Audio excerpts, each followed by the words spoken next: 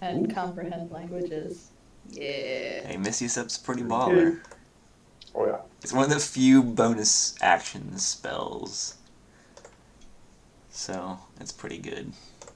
Yeah, since I keep getting cornered for some Uh reason. huh. For some reason, Yeah, you always get it's fucking almost like you destroyed in deal this. a lot of damage, and so you aggro enemies. Yeah, it's almost like it's almost like I aggro everything and so I should do a thing to be able to get away from them. Yeah, this is was it in our Saturday game? There's a rogue, and she consistently gets at least 2 crits a game. And she's like, "Why do the Jeez. enemies always go for me?" It's like, "Cause you killed 2 of their friends with 2 crits." I mean, I I totally personally know why it happens. I just would like to stop dying. I'm Mystery trying to Step. get him off you. Mystery Try my Step should best. scale. I think. I think it should scale by 5 feet for every spell slot above second. That'd be kind of cool. I mean, 30 feet is enough to get you out of most situations, and then you have your movement still. Yeah. Is the thing. So if someone's up in your face, you can just teleport 30 feet away and then move, and then they can't get you unless they dash, and they use their movement or their It action. really comes in handy if like verticality is brought into play. Uh, if we're doing like a rooftop thing or like a crumbling castle. It doesn't stop momentum though. Like my guy was falling, and he misty steps like diagonally sideways to sort of bleed off the momentum, so he didn't kill himself. So we took half the fall damage, but it was he was falling 100 feet, so it was bad. Yeah, that'll do it. So that's kind of like in New Vegas. If you're falling, you just save right before you hit the ground, and you load up the save, and you're fine. You stop the momentum. Yeah. All right, let's begin. Yeah, we have been recording this whole time. Anyway, welcome to our Welcome to our D&D podcast. yeah D&D. We just talk about D&D. We don't actually play, but no, we do play. We follow the exploits of the We just talk a party. Well, there's something like that. They talk about like new rules and Unearthed Arcana. Oh my and god, the killing history me, of dude. D&D. I don't know. The new cleric I and druid guess. looks pretty cool. Twilight cleric and something druid. Oh, shit. Wildfire. I already got a Um, character for it. But yeah, we're following the adventures of a party known as the Blessed because they have been blessed by the gods, chosen, so to speak, in order to save the world. And they are doing that by basically going to each of these cities and helping solve their problems and gain them to join this alliance where they're opposing this evil city. And I'm just going to bring up the overall plot because it's a homebrew setting. It does not take place in the Forgotten Realms, so to speak. But now they're currently in the Deep Dark, which is this world's sort of underdark setting. And they're looking for these dwarven smiths, which are like a combination of... they use a combination of technology and magic. And they're like the artisans of the dwarven race, and they're known for their blacksmithing and their magic item creation and all this sort of stuff. And these smiths discovered something in the Deep Dark that intrigued them, and it intrigued them so much they moved a majority of their sort of cast down to the Deep Dark and set up a research outpost there in order to study this mineral further. And while they were studying it, their research outpost came under attack from a number of orcs, and by a number, I mean no less than 10,000 in number, which is surprising and frightening and very, very rare because orcs are chaotic in nature and they don't like to submit or follow law or rules. And so it's very hard for one person or one thing to sort of convince this number of orcs to act in together, essentially. But they seem to have one purpose. I believe the party use comprehend languages to understand the orcs momentarily. Ritually cast, of course, and it said they understood the words get shiny blue rock for a squiggly man. No. And they repeated Oh, that. no. And they repeated that over and over again. But they were able to, the party, seeing this, seeing all the orcs, were able to get by the orc horde, thanks to dwarves inside the research outpost, who essentially made a giant magical flashbang that momentarily disoriented and blinded all the orcs. And forewarned that this was coming, they ran through the orc horde with their eyes closed and were able to make it inside the research outpost. They are followed by the NPC Alon, Stone Singer, and just having just reached inside the research outpost, they met Alon's sister, Brenna Stone Singer. And that is essentially where we're at. Does anyone have anything further to add or any questions? Oh, the party was given a collection of lichen, moss, and mushrooms that, when ingested, will imbue the person who ate it with temporary dark vision. Ooh. You also forgot to mention the part where the dwarves were like snorting the blue stuff. Oh, Okay. yes. There is a entering into the research outpost. They saw a number of dwarves exhausted, and they had faint traces of either blue powder in their beards underneath their noses, or like a light blue liquid around their mouths, or their eyes would be sort of bloodshot and be like have a faint blue glow to them, that sort of thing. And you see these big did see these big piles of light blue, or a mineral that seems to be glowing light blue. That seems to match what is happening to these dwarves. But you don't really know exactly what it does. You tried to ask Alon about several times, and he has been evasive in his answers. Alistair looking real peaked, real interested in what's going on with that blue powder. But yeah, I think that's about it. If I missed anything important, let me know. But I think it's about it. We'll get started. Slizik, are you caught up to speed? Oh my god. Somewhat. Sorry, I was distracted. Poutine? Is it the crunch blue? It's poutine. Is it poutine? I don't think it's supposed to sound bad. This could be in a wrapper or something. Oh, I see. Long story short, you came to Khazar-El-Dun, the dwarven city, to recruit the dwarven smiths for your grand alliance, Right. in order for them to craft these new weapons for you, firearms. But they were all in the deep dark / underdark, so you came down here to get them, only to find them surrounded by orcs. And so you're trying to help them out. That is the long and short of it. But without further ado, let's get on to the actual plane of the D&D. So you are approached by a dwarven woman with short red hair. She has this strange like backpack contraption on that seems to be occasionally will emit the occasional spark or belch of smoke. And she has like the welder's goggles on, but not on her eyes, or like over on her head. And she's regarding you all curiously, and she says, "So, you're the ones that were dumb enough to come down here with Alon. Is this all of you against 10,000 orcs?" Well, we could say the same thing against you. Sort of all your eggs in one basket kind of situation you found yourselves in.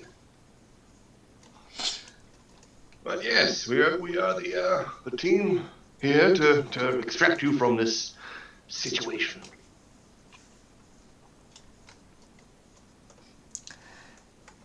And how do you propose to do that? Well, there's a number of ways. So, I don't know if you've surmised the same, but we were able to ascertain that these orcs appear to be under the control of some sort of magical influence, affecting their minds, acting as one, under the control of something they call a squiggly man. I don't know if that rings any bells for you. Yeah, my work's not the best, but yes, I heard them bring up Squiggly Man a number of times. So, given that this is a singular entity that's attempting to get a singular object, that makes things a good bit easier for us, actually. All we have to do is to create the illusion that this object is is gained by these orcs, and well, we should be able to attempt to slip by easily enough. And that appears to be all they're going after. Now, there was a little bit of a cagey nature to finding exactly what this material is. But I've surmised this is some kind of amplification for magic. So whatever's trying to get it wants to get that same amplification. Now I would put forth that it should be possible to use this very amplification type of magic to amplify a type of illusion spell. Enough to fool an orc, anyway. Perhaps enough to get them to think that you're all still here while we attempt to slip away. She says, in response, does your eyes see much, wizard? Who did you say you all were again? Well, we are the emissaries from Stormhaven. Well, as emissaries of Stormhaven, I'm afraid I can't elaborate on what we may or may not have discovered down here in the deep dark. And I cannot further comment on its capabilities, if any.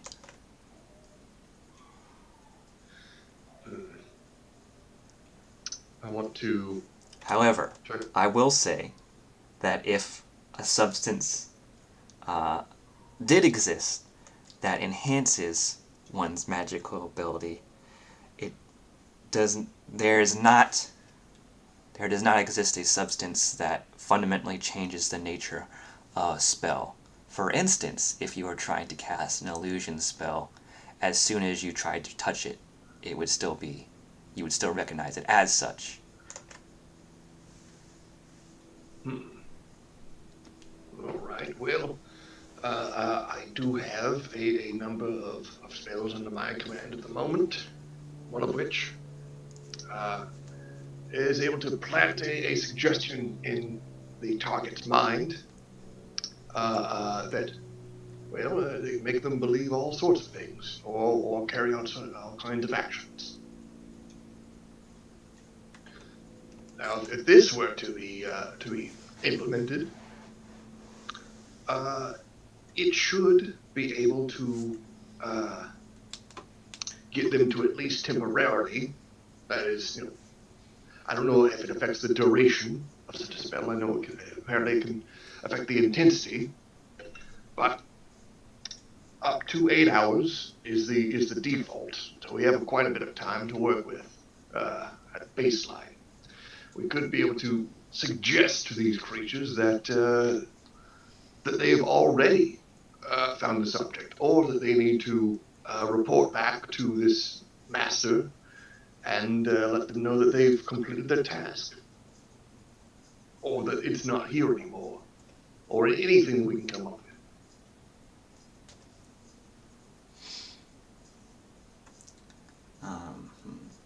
She thinks about this for a sec, and she says, her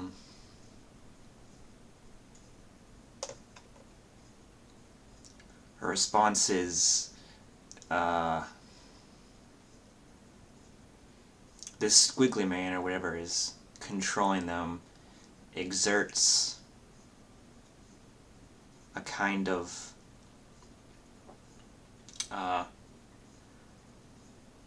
his domination over them is not merely compulsory. It's, you did notice the glowing purple of their eyes, right?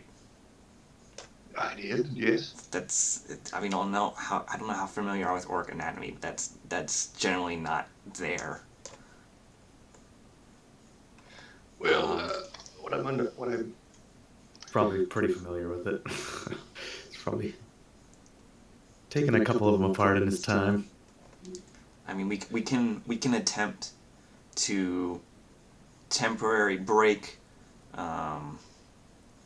whatever's compelling them to get in here and murder all of us, and take what we have found, but I don't know how effective it will be with our number versus theirs, even if we were to use certain enhanced techniques. Oh, what is that now? Did you say it out loud, Zoldyck? Yeah. Do you not? Your wizard friend just said what it was. What it did. I apologize. I've been getting into this blue mushroom stuff. So, I have another. All right. So you're saying that perhaps this suggestion could not be implanted into their minds, given that their minds are being affected already by some sort of other, possibly arcane spell or some other means of control. That it would interfere. Yes. That's the proposal. We did attempt at first what you suggested, and she gives a wry smile when she says that. But we were only, due to our numbers, we were only able to affect a small portion of the horde, and they didn't comply with our request. They just spaced out for a second, like a minute or so, and then they were back to their raving, murderous self. And as you can see, we have quite a number of dwarves and material here. We would need to move. I don't think a minute is enough for us to break free of the horde. What do you, a minute? Is there anyone powerful enough to attempt to dispel whatever magic is currently upon them?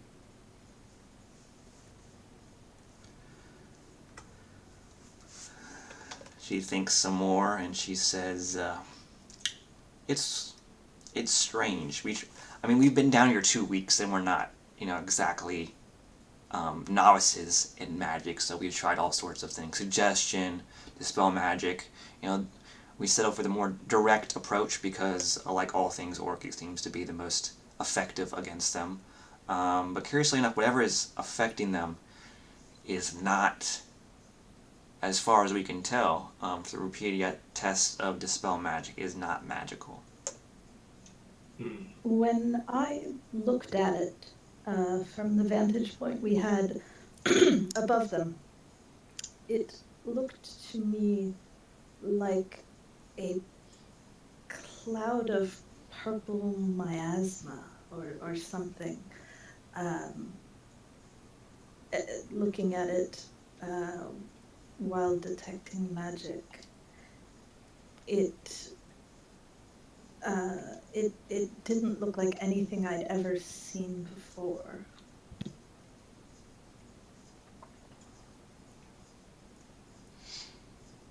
Would I, currently Alistair's thinking like, if it's, the only, he's thinking it might be biological, but would he know of anything else that could have magical-like effects that are not magic? You know there are some creatures have innate abilities. They're not entirely magical. Like, give me a nature check. Okay.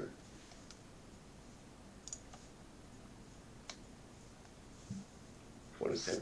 Okay, you know that there are some creatures that have abilities that aren't exactly considered magical, but might as well be, due to the amount of devastation or world-bending effects it has, that are sort of beyond what a normal person could do. I mean, the most obvious example to you, of course, is a dragon.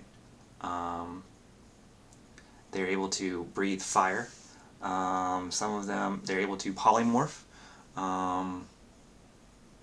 And there is even the pseudo-dragon, which has a sort of limited telepathy, which is not magical, but is able to achieve a magic-like effect, similar to detect thoughts. Hmm. And you're not, which might be going on here, but like simply sharing information is a long cry. It's a far cry from mental domination through semi/slash non-magical means, and certainly not, and is certainly improbable, or impossible as far as you know, on a number of this sort of scale. Okay. But is it improbable or impossible with this new magically enhancing mineral that we know about, that we've just learned about? Do you say that out loud on it, or are you just thinking this? This is just inner monologue, or is this? That depends on if Alistair said anything, because Anand wouldn't know about something like. Yeah, I'll say, all right, responding to that information I have here. So, all right, so this is either some sort of innate ability or some sort of biological attack, a la some sort of there have been some gases that can affect someone's body and make it act in certain ways. Normally that involves spasming, but nothing as intricate as controlling them. It leads me to believe that this appears to be some sort of innate effect, if there is in fact not any dispelling magic that works on it. This could be the work of whatever squiggly man, whatever that might be. Maybe some sort of entity that has access to some of these innate, the innate effects.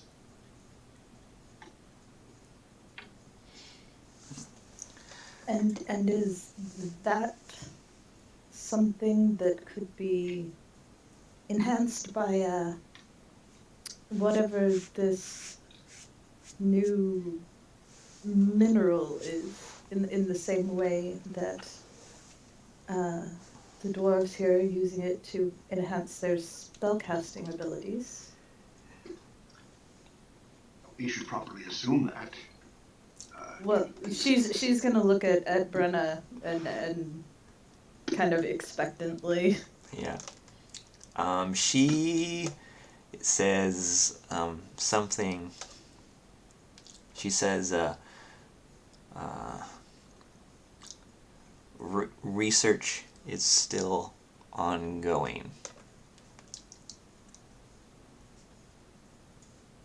Well, we know that whoever the squiggly man may be, he wants this mineral and is currently probably doing something that is wildly out of proportion with a natural ability.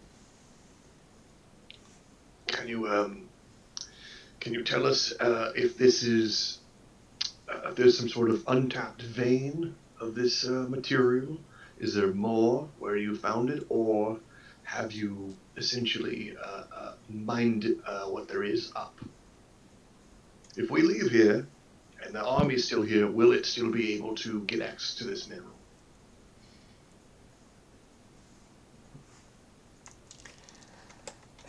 She like, make an insight check. Alistair and Ani, because you're the ones there really engaging her. Ooh. Probably not.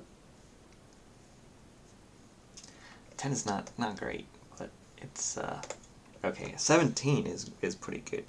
And if you had used an insight on Onid, I mean not on Onid. If Onid you had used an insight check on Alan, you'd have seen that her sort of a behavior when you sort of bring up this mineral is very similar to his. They want to share information to you because they think it'll be helpful, but they are choosing not to, probably out of some sense of duty, or how they have spoken. Maybe it's a like a sort of top secret clearance sort of situation. Anand is going to sigh and raise an eyebrow and just sort of be like, look, if you can't or won't give us details, then you need to act and instruct us to act in a way that will get us out of here alive with whatever it is that is apparently worth all of this. I don't care what your secret is. We need to get out of here. If you can figure out a way to get out of here based on what we've told you, fantastic. If not, we need something to work off of. I want to kind of sidle in and look him dead in the eye and say, If your ancestors knew that you withheld information that could have saved your people, saved your entire clan line, all the knowledge they've had of this smithing, as well as getting rid of these orcs, and you didn't let others know what it is, how do you think they would look upon you? Oof. With Alistair helping you, I'll say you have advantage on it. come on. Man! Well, luckily, I mean, it's not a hard check. She doesn't want to. She's so good. She's like... She sighs, and then she says, let's talk somewhere privately. And you can come too, Alon. And he goes, okay. And you guys come to like a small sort of like hut, dwelling place. And there's like some chairs in here, and stuff like that, but they're all sort of molded from earth or stone. You sort of noticed a lot about dwarven architecture. There's not a lot of wood involved. But you guys all sit down, and she sort of plops down too. And she says, this discovery of this mineral has been a national sort of secret, and all of us been sworn to secrecy because its knowledge of its existence its existence is world changing. Who knows about it? Just the Smiths and the High King. And Alon knows a little bit, but not a lot.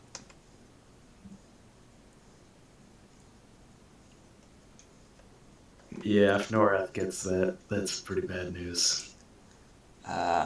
There is more of it we just mined, but it's far away from here. Perhaps outside the range of detection of this squiggly man or the orcs. They're not the brightest. Maybe us stockpiling it and beginning to refine it is what led them here. But we've taken to calling it Arya's Tears, and like you have seen, it glows a faint light blue, and its unprocessed form. It doesn't really do much. I mean, it's pleasing to the touch. For those magically inclined, you get a sense of calmness and clarity when you touch the raw stuff. But when it's ingested, is what really makes it revolutionary.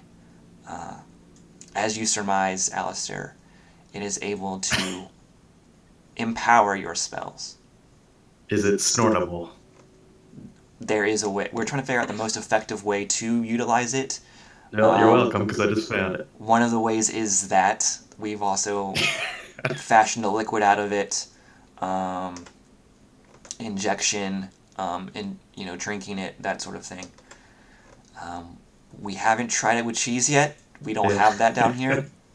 Come on, man. But when utilized, when ingested, it will empower someone's spells, and when taken in large quantities, it can even refresh someone's spell casting abilities. Ooh.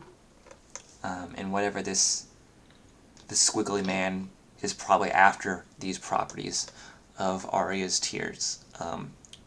For what purpose, I do not know, but if they're willing to kill a bunch of dwarves to get to it, I don't think it's good for my people. I apologize if this is already answered, but is there anything that's powerful enough that we know of to be able to enslave all these orcs? I don't know of any such thing. Jeez. I have, like I had said before, there's the suggestion, but apparently they've tried that and it didn't quite take. I have something. I can cast a spell, Pass Without Trace. I believe if that would amplify it enough over all of us, you should be able to get out sneakily enough that you would be able to save your own lives. However, we're trying to stop them from being able to access this resource at all. That may be harder to do.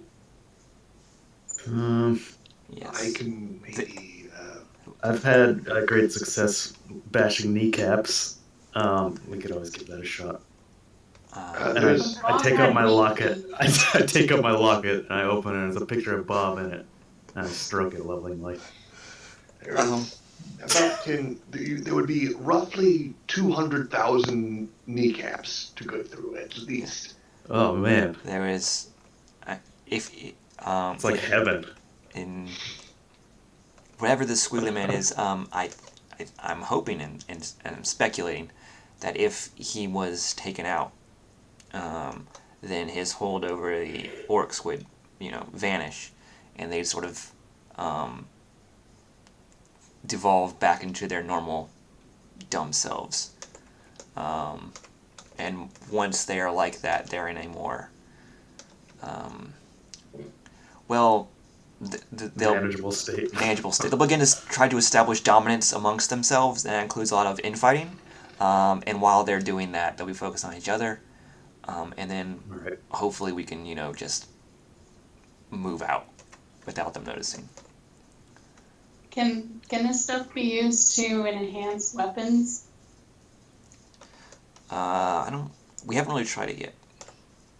with that. I mean, research is coming along. We're still trying to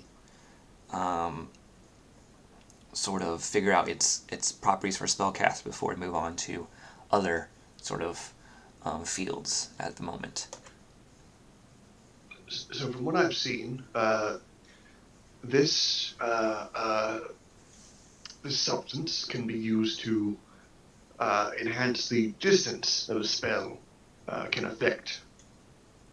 As I've seen with your display of that I don't know what to call it. It was like a flash and a bang at the same time. We merely increased the range while decreasing the effect of it. So we sort of spread it out like butter or jam over toast. Regardless, this gives me an idea. We're trying to find out what this thing is. It is something powerful, clearly. It is something unknown. I can at least attempt to locate it, and if we're able to do that, then perhaps we can target it or try and either take it out or fool it or what have you. But first, we need to find this thing. And I think if I were to ritually cast this spell, detect evil and good. Oh, no, never mind. Sorry, fuck up. It's not a ritual spell. Oh, that's a shame. Jeez. That sounded so cool, too. It would have been, but not a ritual spell. Not prepared. You're doing a whole thing. That's really cool. I sure was. I can. Wait. Scratch that. I said detect magic instead. Instead of that spell, I said detect magic in the monologue. If I were able to do that, then perhaps I would be able to discover where this is coming from. If any spellcasters are in the area, I'd know where they are. They would have to cease their defenses while you do. She raises an eyebrow and she says, "Have you tried to use detect magic around Arya's tears?" Given that this is the first time I've ever seen it in my life, no. You were quite bright when I looked. Quite bright. And then immeasurably brighter when the spell went off. She nods. It's like staring at the sun. I do that all the time. Yes, that is an apt comparison. If you wanted to do that, Alistair, I believe you would probably have to make your way back to at least where we had been holding position and be very, very cautious. I could again cast that. Well, here's a bit of a pickle. This being able to cast Pass Without Trace, it requires some concentration to do so. I would not be able to hold them both up at the same time. And I am not No, but you could pass without trace long enough to get back to where we were, and then attempt your detect magic. But again, you would have to be extremely careful not to look at this stronghold. And it would all have to happen while they were not mounting an active defense, because that was extremely painful. Yeah, it's while effective, those magically inclined can burn themselves out rather easily. She does say, I like your plan. It's better than what we've got. we don't really have any specialists among us like yourselves. And everyone's sort of looking to me now that the former head smith passed away. But yeah, we should be able to do another one of those flashbangs, and so you guys can escape if you want to try to save your path without trace for later. And then once you get clear of the horde and hide yourselves, you can try to use detect magic and find that we can provide you with a few vials of processed Arya's tears. For the sole purpose of locating the squiggly man. And if Alistair and I both use them, then we have a better chance of seeing what may need to be seen. Because I don't need to cast a spell to detect magic.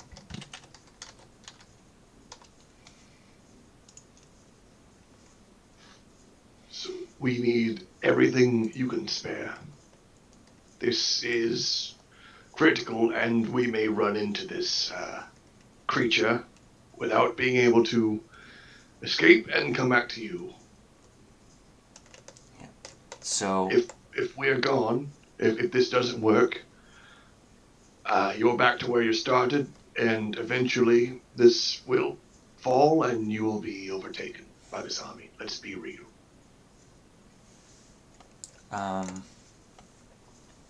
She says, okay. Here. It does take some getting used to. I do need to take magic as a duration. You'll just need to focus your mind a bit more because it will. Well, you'll see. And she gives you 4 vials of this stuff. This is, you just drink this. I think that's the easiest. less chance of waste. I mean, if you're sure, if you have any powders, Alistair. Well, what? I'm just saying. Just a preference. It's the moon brand is right there, and it goes We are right to your diplomats. bloodstream. Alistair. This is kind of rude. Anand is taking 2 of the bottles. Yeah, she has 4 of them. Well, that's... Don't bogart it. Come on, man. I'll take the other 2 then. So, just magically speaking, mechanically speaking, not also magically speaking, these essentially give you, I haven't discovered the spell limit yet, I'm still fiddling with that, but how they work is they give you a free upcast of a spell, essentially. For upcastable spells, which sort of work with it, they also allow you to recover a spell slot as well. Of course, we'll fiddle with how that exactly works, but that's what she meant when she was saying it refreshes a spellcaster or enhances spells. So. Okay, so you get one or the other, or you choose which. You can get one or the other. You don't get both at once per ingestion. I'll fiddle with it and work on it and get it back to you because I don't want it to be too overpowered. But it's essentially like a mana potion from classic RPGs. Narratively, would it affect a spell that doesn't normally have the ability to be enhanced by an upcast? Yes, for the purposes of this, the narrative, yes, I'm allowing it. Also, if a spell doesn't, but it enhances the narrative or is a real cool sort of thing, if you can justify its use to me, then yes. Like for a suggestion, I was going to label, basically, if you were going to do it, it was going to be an area of effect rather than one target, but it wouldn't have been enough to sort of sway the horde because you would have only gotten like a 10-foot radius essentially, which is out of 20,000 around-ish orcs. That's not a lot. Okay. Let's see. All right. So, what I was planning was it may be enough to if you can stage another such a diversion like the that flash and bang you've done before. We're able to get out to where we started. I could then use some of this and It would probably. again, She says it probably. Well, she says it'd probably be best to go away from where you started because you didn't see this. I mean, did you see any squiggly men on the way here? what is there? All right, so we're going. Because I'm afraid the light, so to speak, we put off will obscure everything else, even if you're some distance away. Because if you go back to where you were, you'll be looking through it. Sort of like if you're trying to find a planet close to the sun, its light prevents you from seeing it. If you're familiar with astronomy. So just to get like a visual of this thing is like the Yeah, I can castle do will be that. like right here and then You guys came from whatever direction you want. She's suggesting you guys go on the opposite side. Because if you go back to where you were, the stronghold with all the light, like the sort of sensory overload effect, will still be in your face. And so she thinks it'd be better if you go not where you were.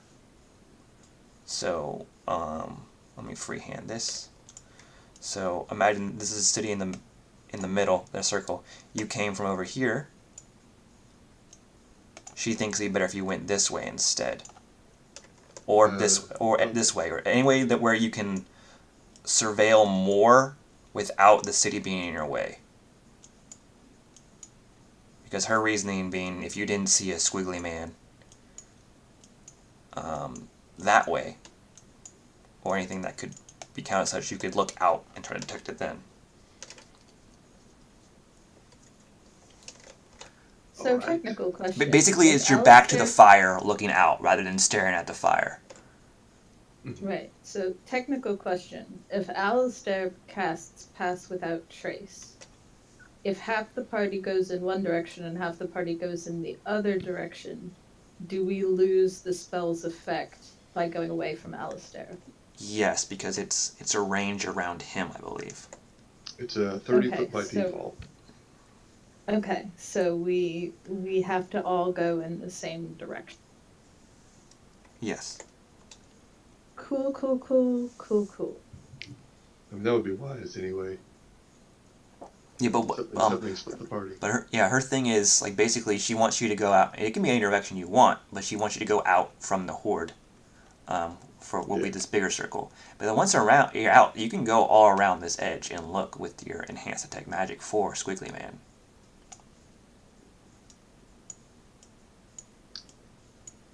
So Essentially, This is practical. I like it. would you be comfortable with just the normal pass without trace effects and saving? I have one dose for the I suppose the detect magic, and then one would be saved for what just in case. Are you saying this in front of Brenna?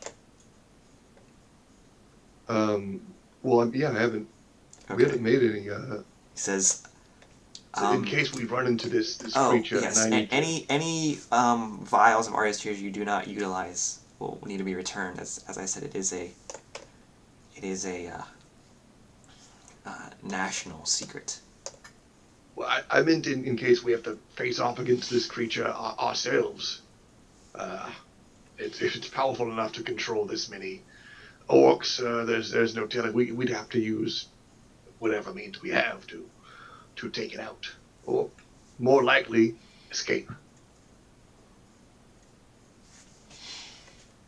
But no, personal gain is not our initial concern here. We're a bit beyond that.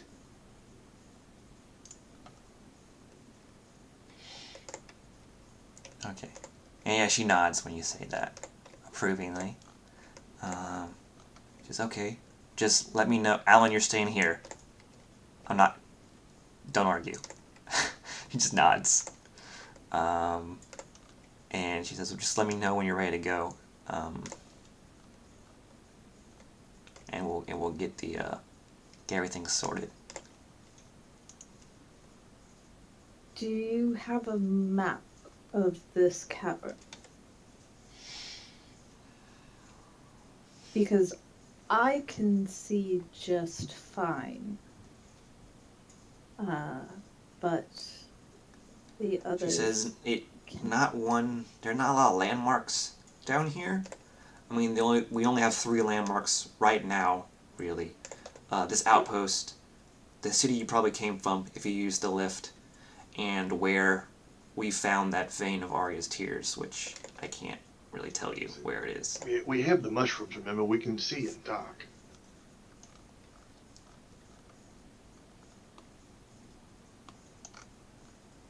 That's true. Will the tears amplify the effects of the mushroom as well? Because I believe Elaine said that only lasts an hour. She says, it's not exactly magical, so it might, I don't know.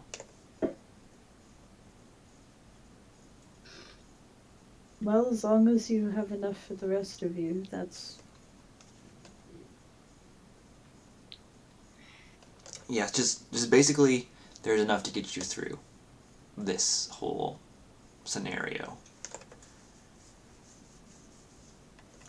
It was essentially so I didn't have to give you all a free uncommon magic item. Mm-hmm. Which I did last campaign, but I realized was really overpowered to give all the non-dark vision people a free Goggles of the Night. So...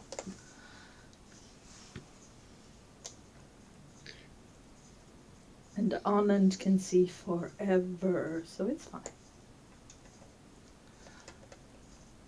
Alright, so,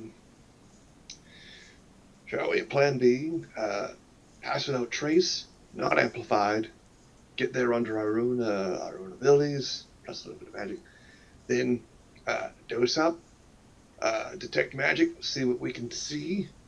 From then on, what then? What are we trying to do with this creature? Should we find out where it is? Would you be able to? When you say, Brandon Osmond says this beat ass. She says, "Well, it's clear whatever this thing is, it doesn't have our best interests at heart. It seems very intent on murdering all of us dwarves and getting these Arya's tears. So I don't think you can parley with it. You can attempt to." But I've never heard of a squiggly man, so I don't even know. It appears to have some sort of way to influence the mind, but I don't know if it speaks a language we would be able to understand. I asked because are you all occupied with fending these fellows off? Oh yes, quite. Okay. There's only about, so looking around, you see there's only about 300 dwarves here. Okay.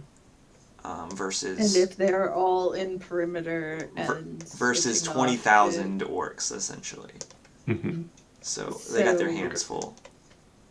So we will have to dispatch this creature on our own. Whatever a squiggly man is. Fair enough. All right. Shall we get ready? As ready as we can. Do we need to rest, or are we all alright? You guys did take a long rest on your way down here from the Great Lift, but she says, but you can always attempt to, again, if you need it. Do I get the spell slots from the level up? I'm sorry, what? So I got another spell slot from leveling up. Like I had 2 level 3 spell slots, and the level up would put me at 3. Do I get that extra third? Yes. So if you're both a full caster, all of your spell slots are the same. If you're full casting, essentially, you just can't. You don't learn those higher level spells. Like you don't learn a 4th level spell until when you can as a wizard. You still get all the spell slots though. No, I was just asking to see if like I got it now, like, or if I would have to get it on the next long rest. No, you would have had it. Like you took a long rest during the Great Lift. That's when you guys like leveled up before then or something. So you would have gotten it then. Okay. All right. Well, if we're all ready, we should get on down to the opposite side of this army and make our trek down. Let's do Agreed. We should also probably just take care of if there's a lavatory or a latrine. Take care of that. If you wouldn't mind pointing me in that direction. Brennan sort of like, it's like, oh, okay, yes, it's over there, and she points in a direction. And I'll Yeah. I'll kind of And while Alistair scratch is my- still in... I'll look over to Slizik, like kind of scratch my nose, be like, do you need to go as well? Wow, you're like a bunch of Alistair girls. is- Oh my A god. little bit blocked up, if you know what I mean. That's Yeah. While Alistair is still in hearing range, Anand is He's like going taking to his car very keys out. pointedly ask Brenna, have you studied the effects of Arya's tears in conjunction with any other stimulants, shall we? No, we don't really, most of those cloud the mind, so we don't really use them in conjunction with spell casting. We feel like it'd be a detrimental effect rather than an additive. Hey, does anyone have $1? Also, we don't have any down here. I mean, we don't really Ah. bring the, I mean, we have beer and ale and what have you. But we sort of, well, let's just say this is a sobering situation, and we need to be on our best. Is it? And we can't really overindulge in said alcoholic beverages while trying to fight for our lives. So, you know. Anand's just going to give Alistair a Understand. look. Understand. Well, Suzik, shall we? Yeah, fine. Go And she on shakes to her head a little the bit. Oh, rest man. of the rest of the Yeah, you. So if you go guys to the- light up, go to I will the need a ladies' con room and save snort from some you. fucking- Oh, Do we I both do. squeeze into one like porta potty? I think it's a 1d4 plus 1, I think, or plus 2 is how long it lasts. Let me look up. Snork. we are Aja's not. just gonna look we are- after we- them. Dare fail your con Really? save now. Do not fucking dare fail your con save. Oh my god, after doing this shit, I'm probably tripping out that I'm just underground and there's no water anywhere. Oh man. You know what? I'm gonna spend a spell slot for bless on both of us. So I'll mark that off. So we're high on God as well as Rush. Yeah. God's helping us It's not get 1d4 addicted plus to one. cocaine. It's a plus God 2. is helping you not get addicted to speed. It's a plus 2 to advantage, deck save throws, and deck space skill checks. Yeah, But which yeah. will be helpful. Woo! Again, we're doing some stealth. Okay, so is that a con save I need to roll? It is a con save. Yeah, you can roll. Well, it'll still take effect. So whatever you want to roll first, the 1d4 plus 1. But Okay. I'll still need the I'll con roll save the- though.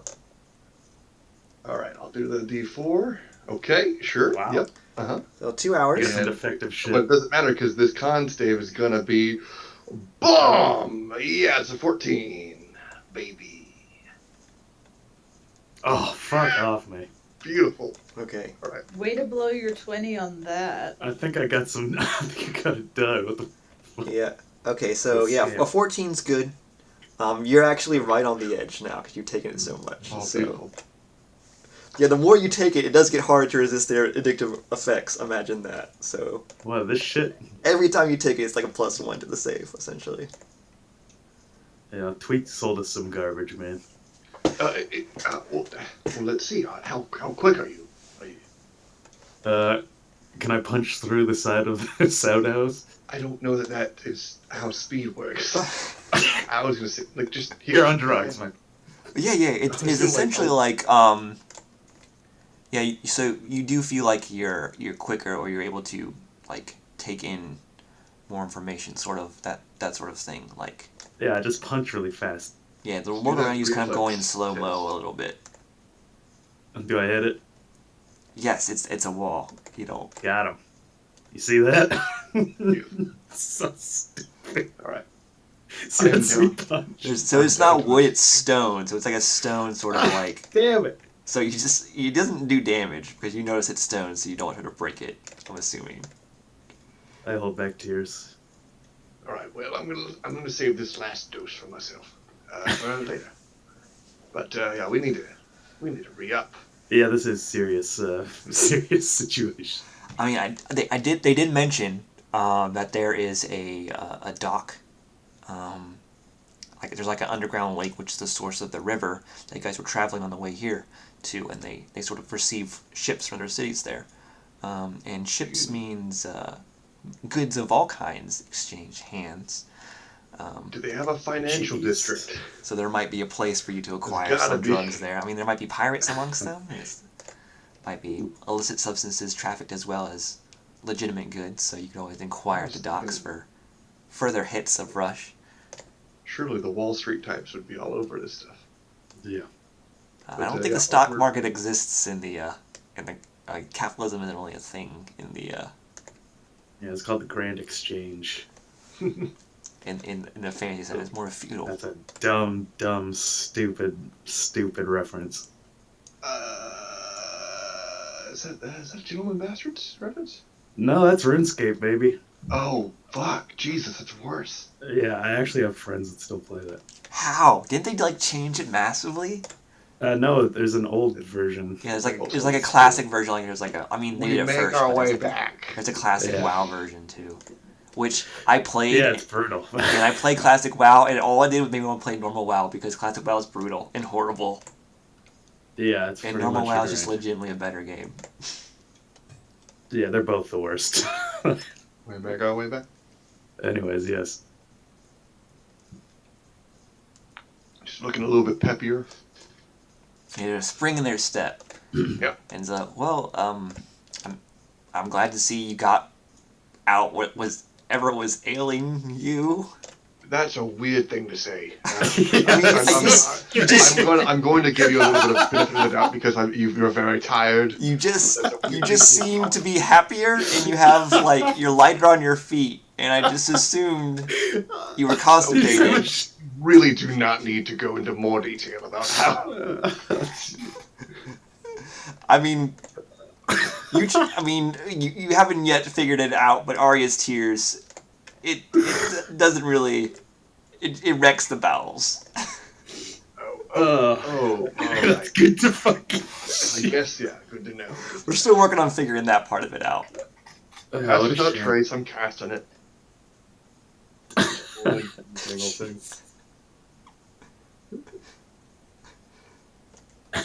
Alright, so I would like to start in trying to make my way down and like urge everyone to follow, like stick close.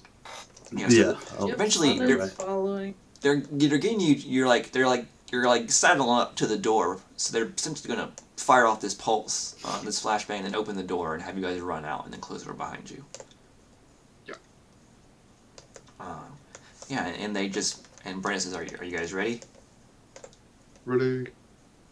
Yeah, let's do it. And you see some tired dwarves stand up, shake their heads as if to clear themselves the mental fog, and then just take a long. They're sniffing, you notice, but they're also wasting a lot of it slick in their beard. It's like the beard underneath their nose is just stained light blue. If they just Fucking like dip amateurs. that in some water, like Yeah. tea, just drink that. Be good. But as soon as they sniff it, you see their eyes sort of like begin to glow the same faint light blue that this substance does. And then when they discharge the flashbang, their eyes return to their normal color, but they're more bloodshot. And that's as soon as that flashbang goes off, you see like the cry of the orcs as they're like stumbling around and stuff, and they open the door for you guys to sort of run out. And you run out.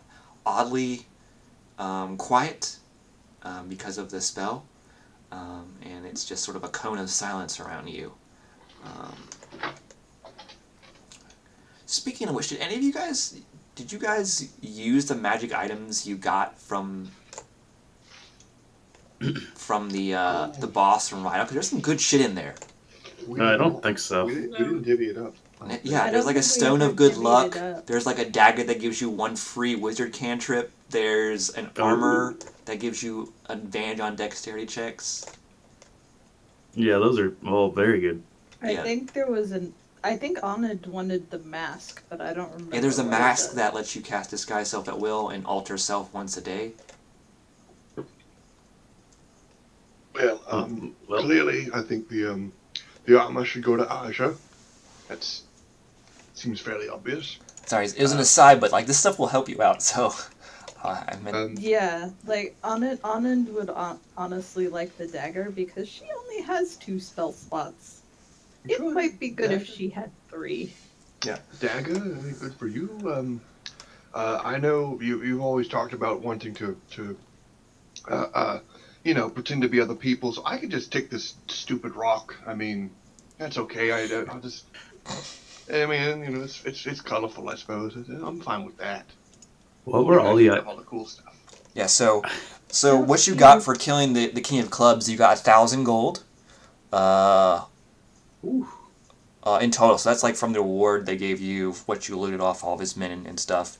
The Armor of Shadows, which is the armor that gives you advantage on your, I think it's studded leather, that gives you advantage on spell saves. I mean, not spell saves, on stealth checks. And then, this is all under, also, well, what each thing does that are homebrewed is under the unique magic items.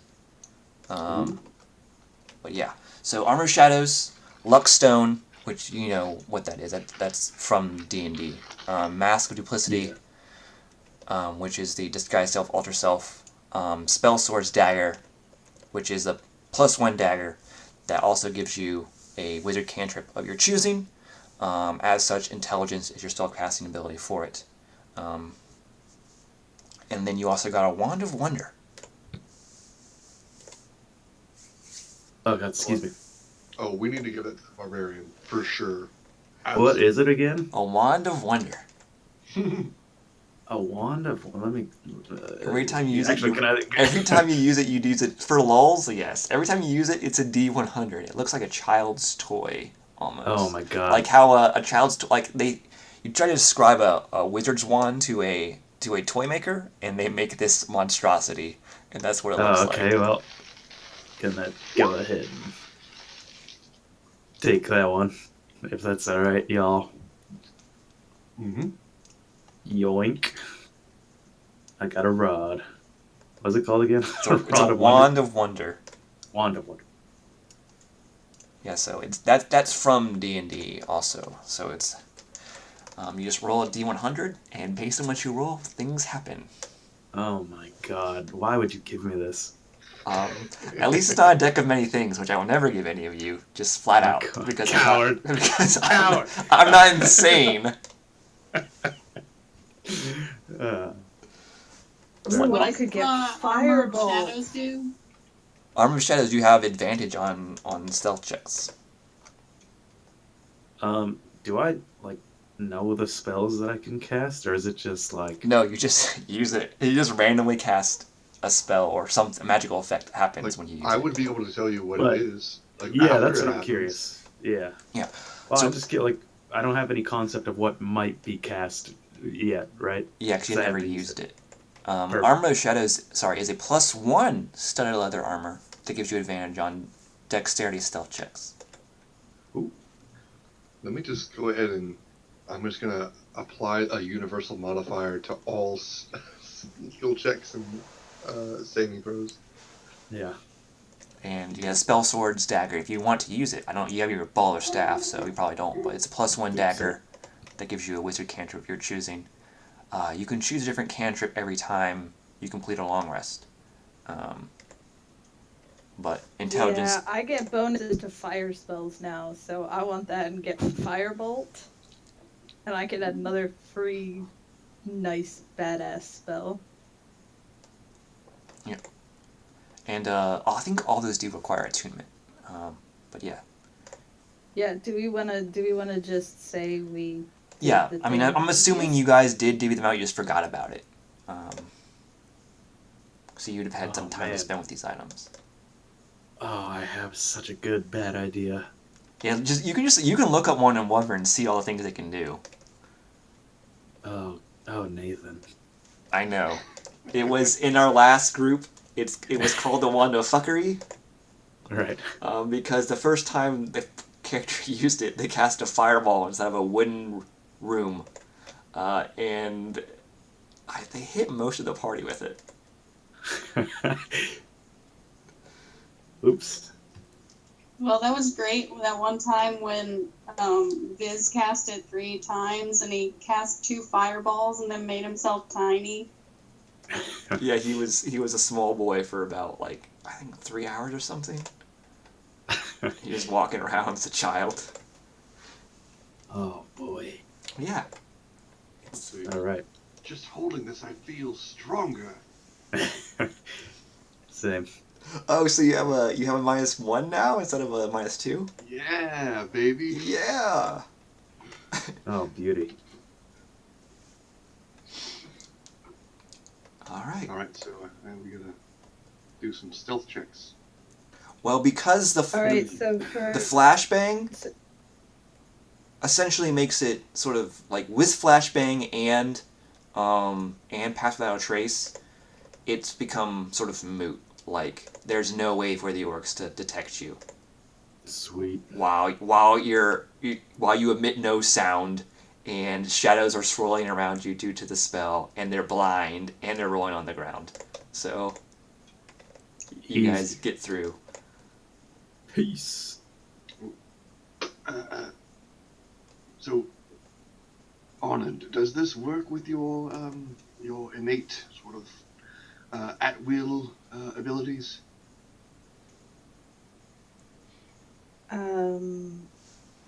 I believe it should. The Arya's Tears? Yes. Yeah, I believe it should. My spell casting is granted to me somewhat like a cleric's would be, but without the necessary prayer. Right. Well, So I think it should be all right. I think it should work. In that case, I should be able to keep up with this pass without trace while you have your detect magic up, and we can move stealthily, silently. That seems like an excellent idea. Guys, I have a concern I have to voice. What's that? You guys are holding both of the tiers or whatever, right? What if one of you guys goes down? Surely I should hold one and protect it just in case. Surely it is not. You'll going just have to do you keep us any alive, good, Slizzy. Yeah, just as stick close you to are me. not a spellcaster. I do have this wand. Now, here's the I don't think that's going to help. if hey, all right, well, contingency. If both of us are down and it's looking dangerous, go over to one of our corpses. You have a free reign to dip that wand right in the magic. That's blast away. Is that how magic works? We'll figure it out. That's how it works, almost. Excellent. Slizik doesn't know how magic works. This is just fine. Oh man, I sure hope it comes down to everyone is unconscious and I steal that and somehow. And you got Wand of Wonder. The wand. What I have learned about the Wand of Wonder in my studies. It is. Let me see. You give me an Arcana check.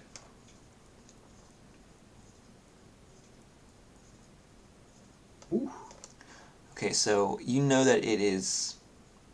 Wand of Wonder is a sort of generic term for a wand that a a wizard will make sort of as a joke, or maybe a wizard's getting older on in life and getting a bit senile.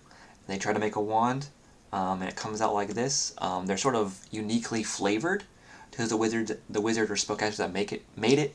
So you don't know exactly what spells are contained within this certain one, but you do know that the effect that it produces is almost always random, and it's hard to predict, but it is nevertheless potent. I'm just gonna point at Slizzik and say, "You point that away from me when you use it. You understand?" Yeah. Well, maybe it's full of healing spells. Maybe it's got, soothing magic in it. It's entirely possible. Yeah, I think so. Let's just point say, it away from me, Slizzik. I'll point it away. I'll only use it in the most dire of situations, I promise. And don't bullshit me. I mean, in one more level, she'll have evasion, so it won't matter then. But like until then, don't point in the direction. That was a good call. I was definitely bullshitting you. I'm gonna use it at the first opportunity I get. Don't point it at me, and don't point it at alcohol. Fine. All right, let's keep trudging. All right, so you guys notice that the dwarves are beginning to the flashbang is beginning to wear off as you sort of get to the end ranks of the orc horde, but due to their spell, they seem to not notice you. It's a combination of the spell and their intent on getting inside and murdering all the dwarves therein and taking the shiny rocks, as they put it. So you are able to sort of escape from the horde without them noticing you, and you get a few dozen feet away before I'm assuming begin to start popping spells and pills and whatnot. Jeez. Right before battle is our most debaucherous parties. It's wonderful. All right, so we're what is that? Are we ready to start? Let me double check something. Yeah, let's do it. Can I turn on my Armor of Agathis or whatever? Yeah. Get real frosty. Armor of Agathis doesn't have a time limit, right? I think it's an hour. Okay. I mean, you might want to I'm hold off scared. then. You don't know exactly where this squiggly man is. That's why I'm scared. I'm fine. I'll hold off for now.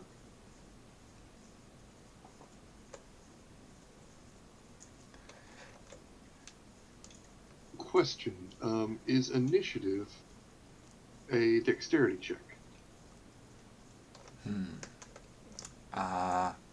Well, you already have a +2 to initiative Yes. with rush. If that's what you're talking about.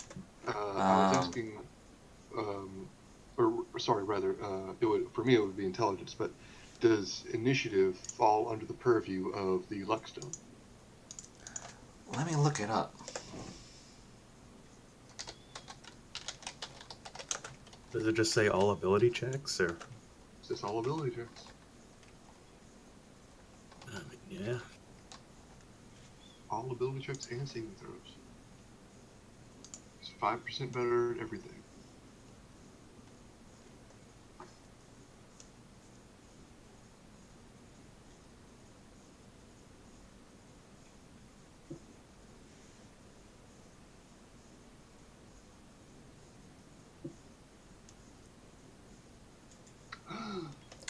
It looks like this is on Reddit, so that's not official. I'm trying to find a official. So it says, interesting thing, it says all saving throws. Yeah. There's such a thing as a death saving throw. Yeah, I think Oh, it's yeah. for that too. Let me look it up. Hell yeah.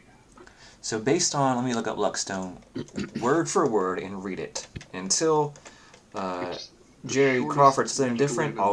I'll use what I read, because Reddit is not a reliable source.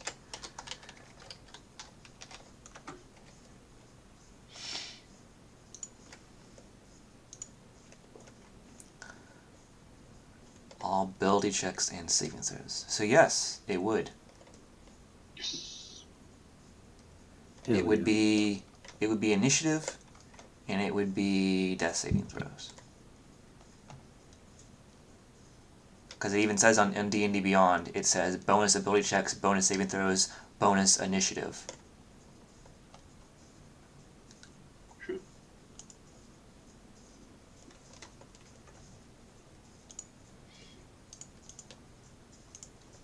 All right. So who's the one getting hopped up on Arya's tears and casting detect magic? I believe that would be Anand. Anand is getting hopped up on Arya's tears and casting detect. She snorts it too. All right. Well, it's liquid form, so I mean you can try, but it'd be quite difficult. No, Oh, she is not not really. snorting it. How long has it been since I cast the Ask About Trace? It takes you. So you guys were just like sprinting through them. It took you about, let me say, 5 minutes to run through the entire horde. Okay. Got 5 more to spare. But yeah, let's. So detect magic. So you drink the vial that's provided you. It's got a stopper in it. You pop that out and drink it. And you are immediately get this like sense of empowerment, like it's hard to describe. Like you feel stronger somehow, and everyone looking at her can see that her eyes are like glowing a faint light blue when she drinks this. Instead of a faint gold. Ooh. It's like, yeah, well, your eyes are going to faint gold, and but like you still have irises and stuff, right? Or is it just Nope, she does not have irises. Or okay? So it's anything. just pure gold. So that switches to light blue then. Yeah, it just takes over the entire eye. Spice eyes. So how far can I see now with detect magic? Well, use detect magic. All right, I switch on my Magic eyes. eldritch. All right, so I need you to make an Arcana check. Oh, good. One of the things that I'm terrible at. What? You're a warlock. That's like one of the things you got. No, Arcana's int. What? No, All it's of like my you get. stats are charisma. I know, but you still gotta get. Arcana though. No, you don't. What? It's charisma casting, baby. I know, but Yeah, I'm a it's sorcerer. charisma I'm a casting. sorcerer. I still get. When I play a sorcerer, I still got Arcana because I need to do magic stuff. Weak. Persuasion, intimidate, deception, performance. That's what you Yeah, got. I have deception, investigation, and persuasion. Investigation Well, I is really should- intelligence. Right. I really should drop deception. And I've taken Arcana. Can I do that on a level? Yeah. Well, I'll let you do it since technically level 6. Like normally not, but I mean, you as a character you don't lie, so it wouldn't be. God damn it. 2 of the 4 skills that I have. All that I'm right, there we proficient go. That's a 19. I mean, perception Ooh. is like the best skill in the game, so yeah. Oh, yeah.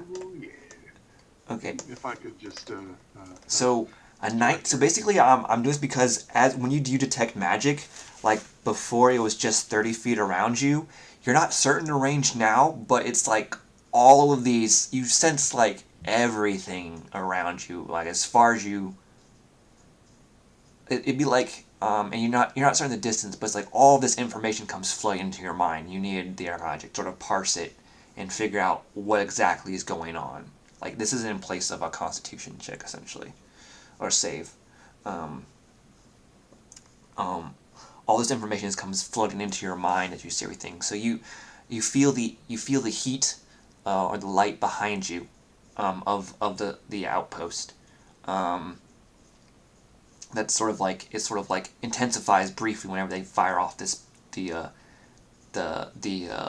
destructive pulse to keep the orcs back. And searching around, you see specks of magic here and there. And then, 19 is really good. And so, like, at the very periphery of what your detect magic is now at, using Arya's Tears, like I said, you don't know the exact range, because if you have enhanced dark vision, but it goes beyond that, let's just say.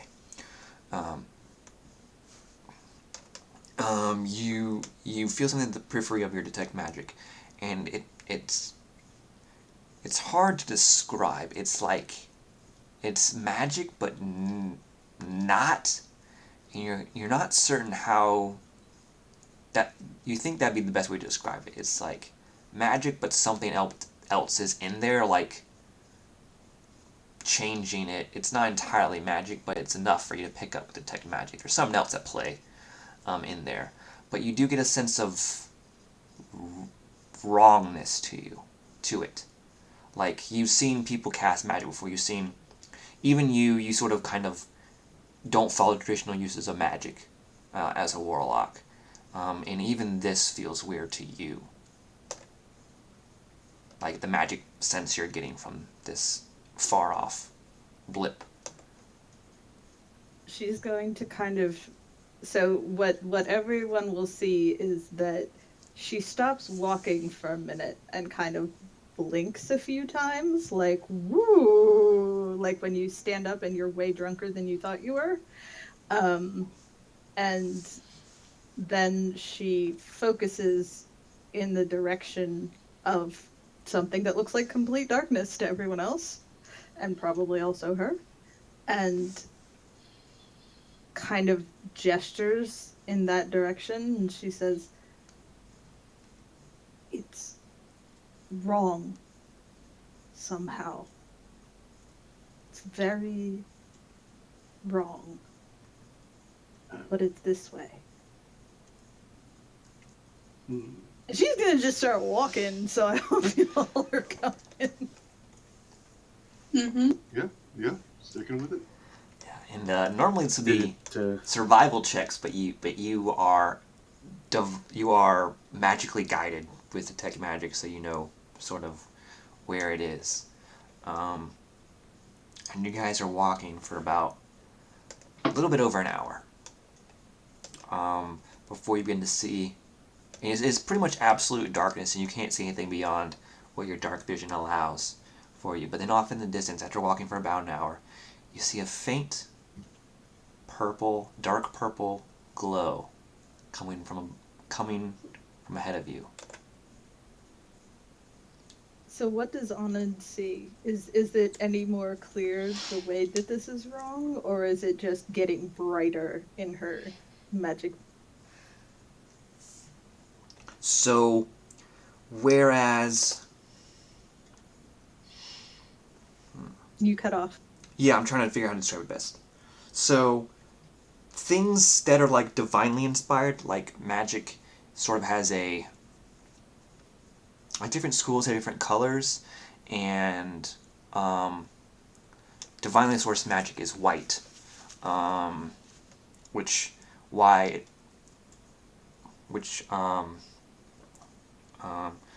so it concludes that, like, evil magic used by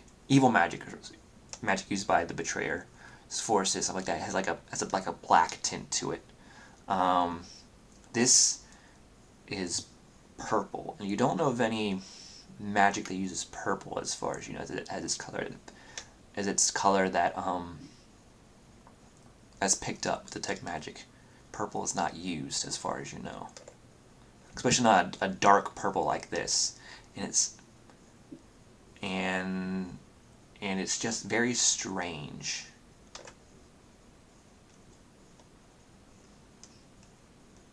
All right, that's something she'll bring up to Alistair as they go along, and also to Aja, since Aja has done some studies.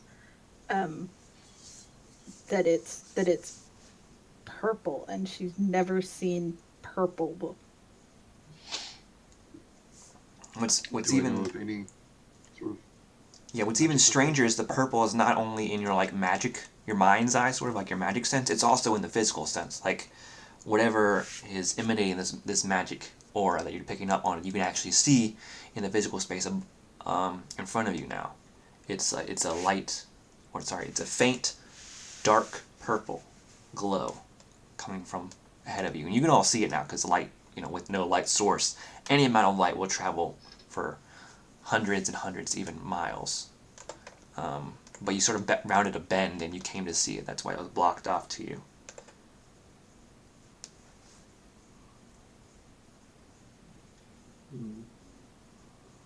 Do I know of any kind of purpley effects? Have I read about that? Dark purple is a new color to you. As far as what you mean like in the physical space, or are you using detect magic as well? I'm not using detect magic. She is. Okay, so you're saying in the physical space, like what you can see with your eyes, and stuff like that. Anything that emits a purple light. I mean, people can use purple light can be emitted for a number of ways. Just depends on what spell you're using. It could be minor illusion. Prestidigitation can make purple flames. Stuff like that. So there's a lot of spells that can emit a purple light, but you don't think this is any of those because it's usually a bright light that is emitted. This is like a very dull, not dull, faint light. Okay.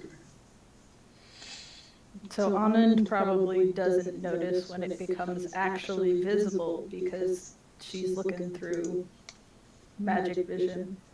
So she's not gonna necessarily notice when everybody else notices. Yeah.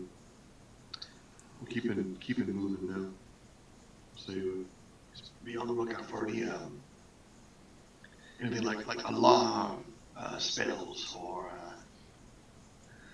perhaps any runes that might detect us. I can do that. Is there anything else to see besides this creepy purple? So I'll give you a little more. So as you're approaching this light and you're on the lookout for, things that mean you harm and whatnot. You're approaching. You actually begin to see that this is on. You still are kind of like looking in your detective magic because you don't really see. But the rest of you can see this is sort of like this light's actually coming from a cave. There's an opening in this wall. This wall of stone. You're sort of traveling on the right hand side, and it's on your right, and it's a cave. And as you draw closer, you see that this cave is lined with these crystals that are emitting this dark purple light. Now on an inner con check from you.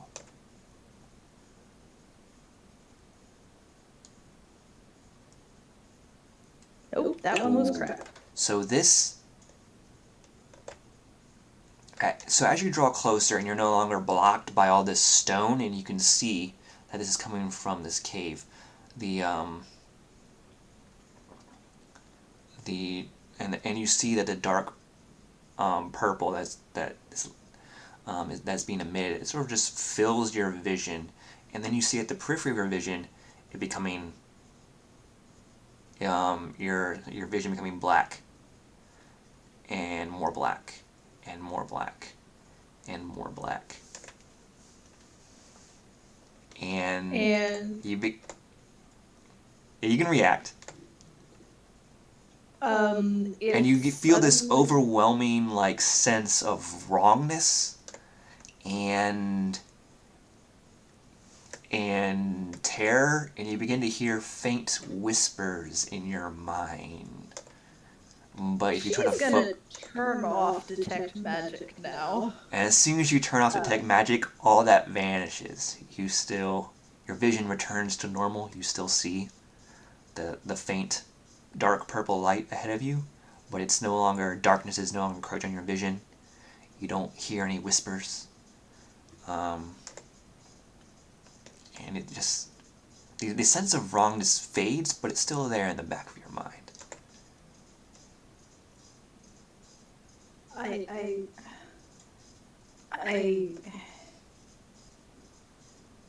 think I felt the thing that was affecting the orcs. It's very unpleasant. And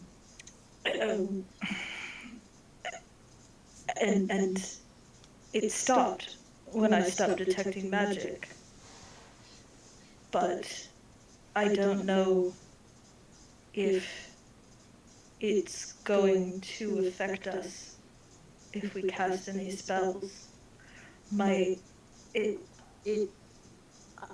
heard whispers in my mind, and it was like my vision was going black, and just this wrongness. I can still feel that a little. I don't. We're going to have to be very careful.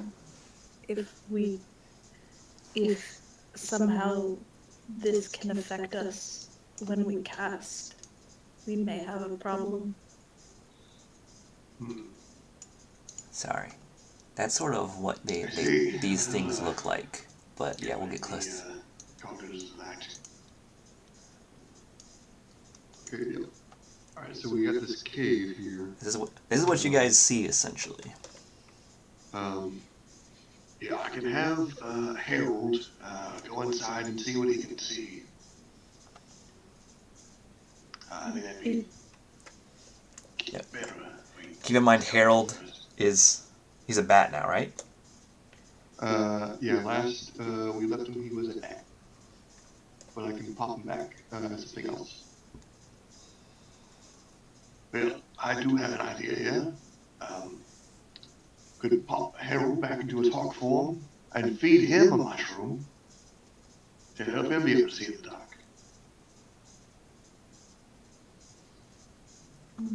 Be cautious using his vision.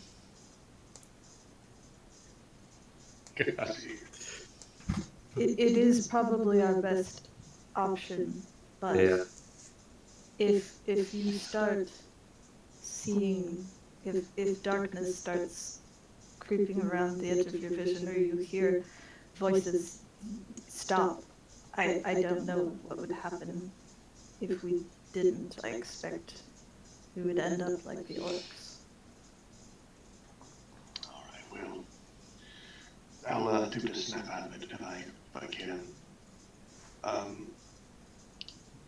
So actually, I think I'm not gonna pop Harold into hawk form since bats can already see him. Well, it has blind sight. It doesn't have dark vision. Yeah, so it won't be able to so with that you won't be able to look through its eyes though. It can detect it, but you can't. Is the thing with that? No, I see and hear. Oh, you can hear? Okay, then here, yes, you'll be able to get you won't be able to, because it's blind sight, it's echolocation essentially. So you won't be able to see what it is. If that makes sense? Like you'll be able to get distance, a vague shape of how big it is, like if it's medium, large. As verbatim, additionally as an action, you can see through the familiar sight and hear what it hears until the start of your next turn, gaining the benefits of any special senses that the familiar has. And in special senses, blind sight is a special sense. Yeah, but I mean, it's using echolocation, though, is the thing. That's a special sense. Let me look it up. Because several of these, like the snakes have blind sight. Yeah, but a few of these creatures that are default have blind sight.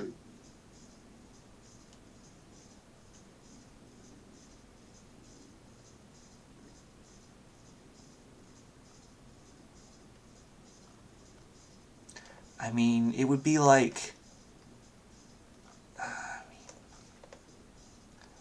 So basically, you can with blind sight you can see the creature, but it's like an outline of them. You don't really get like features and stuff like that. And that makes sense. Right.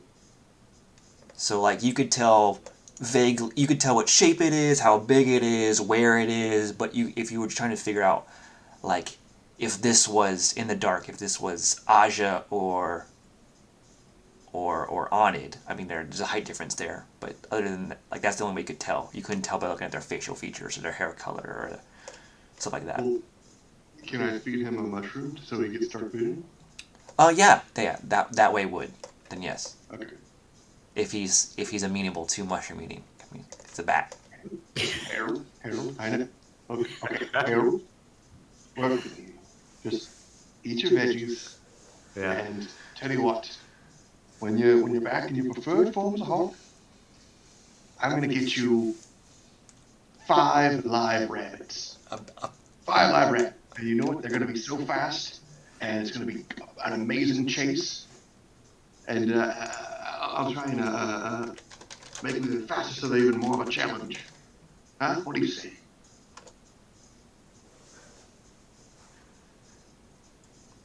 Yeah, he does like that. The promise of good eating, but yeah, he'll stomach the mushroom, and it takes a while. For him, because it's not like Mario's Tears takes effect immediately as magic, but this takes a while for him. It's like so after a minute or so, then you see like his eyes have like his irises get bigger, and stuff like that. So it looks like it's beginning to take effect. Right. Of course, you all know the deal. I can't see or hear around me, so give me a good shake if something happens. You Right. betcha.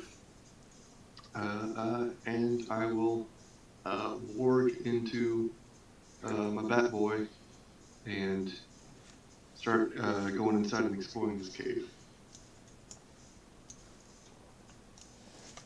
Alright, so Harold will notice that there is a bend. I think 100 feet covers all this. You can't see everything in it. But yeah, 100 feet should be good. Yeah. So, yes. So he notices, he goes about 50 feet ahead in this direction the cave's going. And then he sees that there is a left turn. And he takes it. And then here he as you sort of round this this left turn, you begin to hear whispers through Harold's ears. Oh. Okay. I pull back. So did I see anything? You think you saw a very vague figure, like it was the movement that allowed you to see him, but he was at the periphery of your vision, so you didn't really see exactly what it is. But there is something back there moving around. Okay. I will recall him.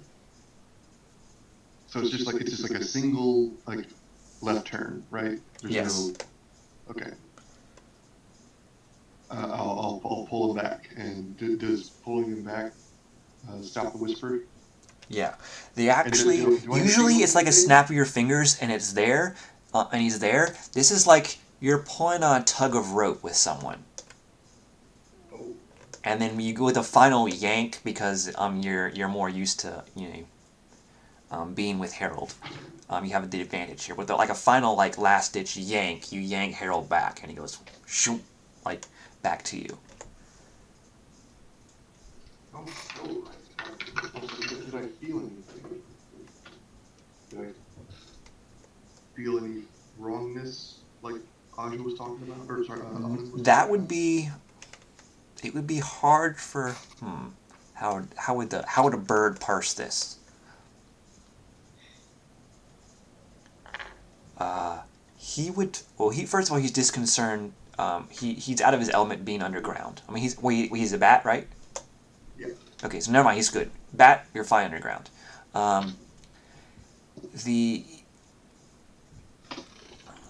It seemed like.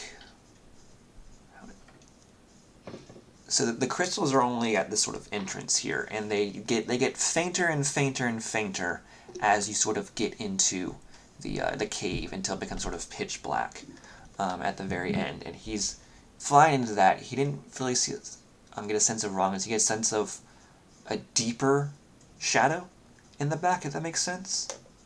Good.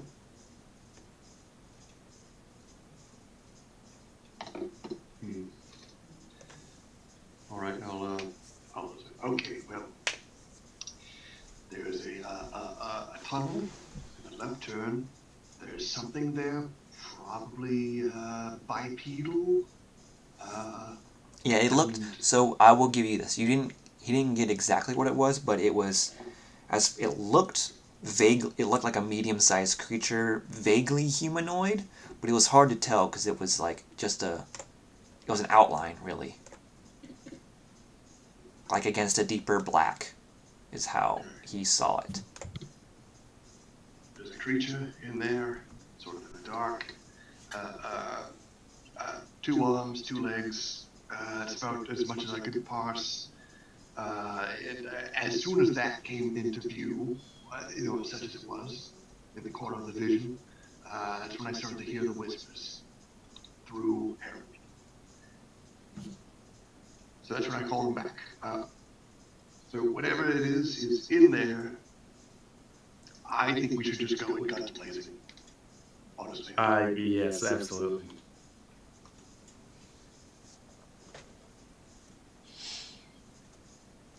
I'm not sure we have much other choice at this point.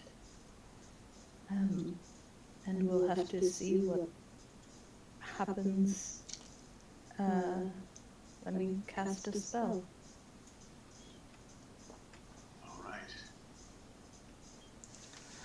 Alright, and you guys proceed further into the dungeon, or cave, sorry. Is Pass Up Trace still up?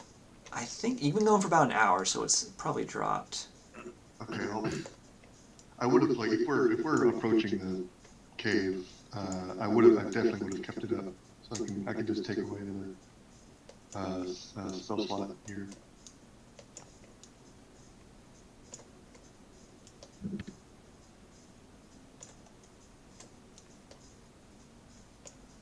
I guess I'll do my armor now. Yeah, that'd probably be good.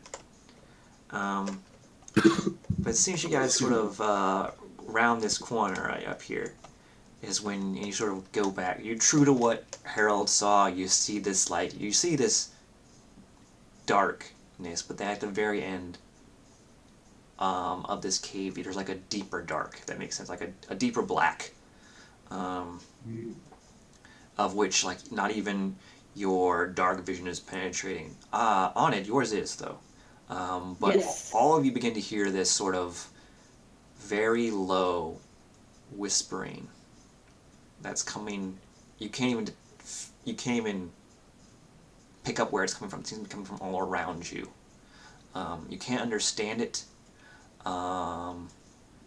It's in some language you don't understand, but it's very sinister and it adds to the wrongness of it. On it, you see at the very back, you see a figure wearing a sort of hood and cloak. You can't really make out its features much, but you see that in its hand, in place of fingers, it has like these claws. And it's holding what looks to be like a chunk of Arya's tears, and that's and when you notice that's when you begin to, it's a very faint light, but it's almost swallowed up by the darkness. That's why you didn't see it. But it looks like half of it is like a light blue, and half of it is the same purple, the dark purple, as the crystals at the entrance to the cave were. As we sneak, like before we round this corner, can I cast a spell? Well, it does see you as you guys approach, sort of. Oh. Anand is going to report all of this as quickly as possible. So you guys are essentially like right here, I'm assuming. I wasn't. So I was okay. So I was actually planning to cast a spell like upon going. If it's on yourselves, you can on the way. But if you're trying to cast it on it, it sees you, and that would activate initiative essentially. Like you wouldn't sneak attack. I was going to cast as we're going down to there. I was going to cast Bless on myself, Slizik, and Anand. Sorry. And then upon, I was going to down that good magic juice. Yeah. All right. And I think you know what's coming next. I don't, but. Okay. All right. Well, I'm going to down that. I'm going to alchemically cast Fireball. Well, we'll do initiative because it does see you as you sort of round this corner. That's what the whispers sort of indicate. It knows you're there. And so. And just for the record, Anand does report what she sees as soon as she sees it. Yeah, you guys can put yourselves. Don't cross the line that Anand and Aja and Alistair make, but like from there back, sort of, you can put your characters anywhere you want. Actually, let's make it one more. Let's put it right here.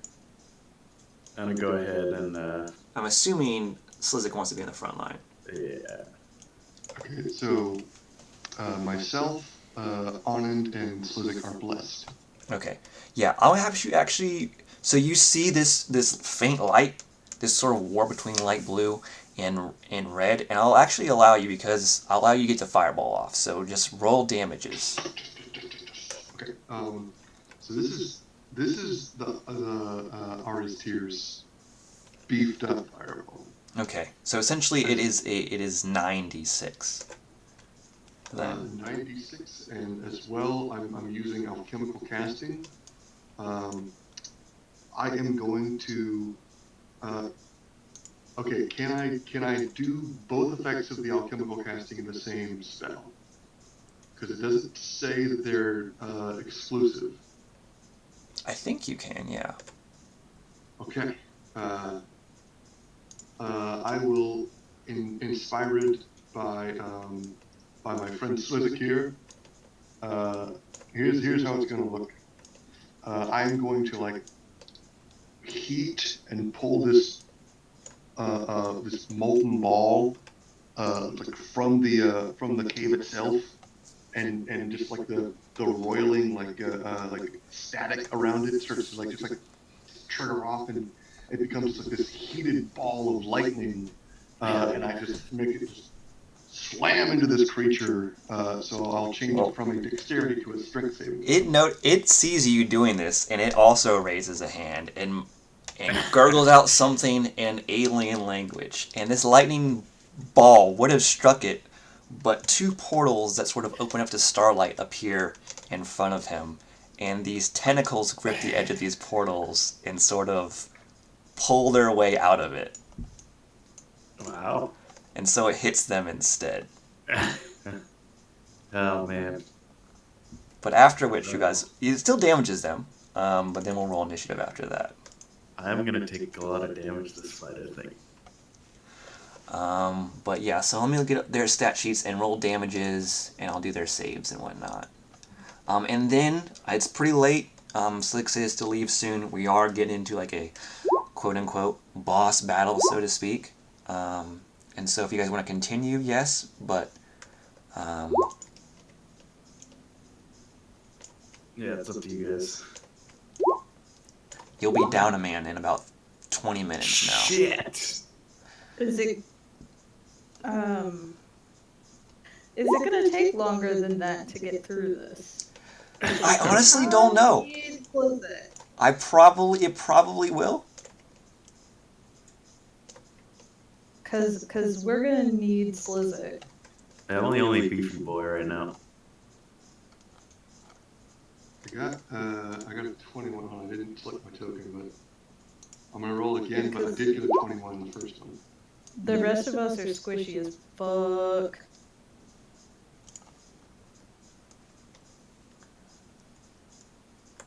Because you got 21 for Alistair. Aja, do you have advantage, or did you just roll?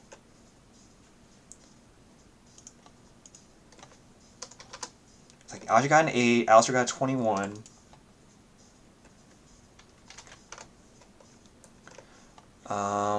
Yeah, go ahead and do damages for your lightning ball. And what? It's a strength save. What is the DC on it? It's a DC 16. Okay. Ooh. You made a strength save, right? Yeah. Okay. This is, I think, this is what I name them how you would see them, not what they actually are. So I'm gonna go through my list of enemies and find. Okay, here we go. Got them. Okay, this is for 1. Actually, let me do it like this, so it's 1 and 2, like so. We're about to get just fucked up. They got 12 and a 1, so they fail. It's just 29 fire or lightning damage. Ooh. Oh, excuse me.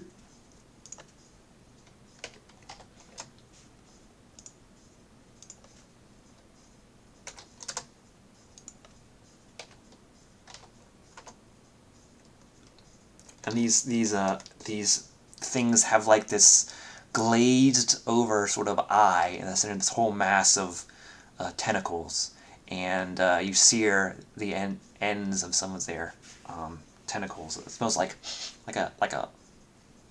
bad calamari, almost. And yeah, they don't like it either. They begin in this deep voice speaking in this language you guys don't understand. Yeah, and they're just jabbering along with it, and further beyond them you see this this creature, this bipedal creature who has like these claws, and its face is like all a mass of tentacles, really. It looks really gross. Oh boy. Why do we keep fighting things that smell like fish? Well, for some reason, a lot of aberrations are like undersea based. Like the thing in the Galore Stone, like only lives in water. It's like a giant eel squid thing.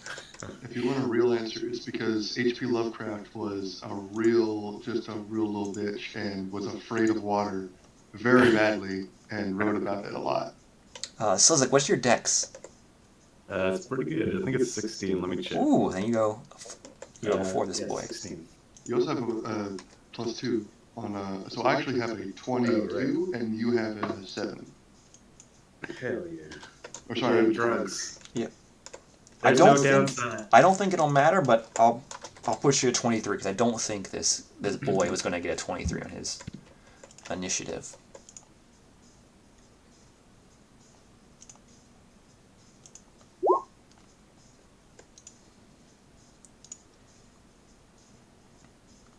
All right, that's the order. Now we got about 20 minutes of Slizik still with us. So you guys want to wait until next time, or try to power through?